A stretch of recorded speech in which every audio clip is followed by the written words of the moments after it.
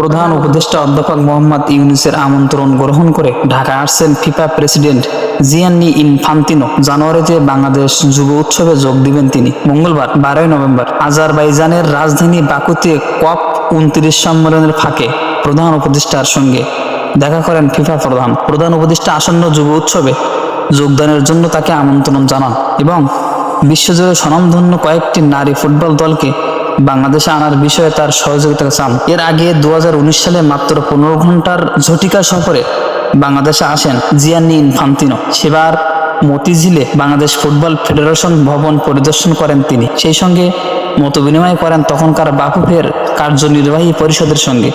এছাড়া বাফুফের পক্ষ থেকে ফিফা প্রধানকে দেশীয় জামদানি উপহার দেওয়া হয়। এখন দেখার বিষয় ডক্টর মোহাম্মদ ইউনূস এবার তাকে কি উপহার দেন।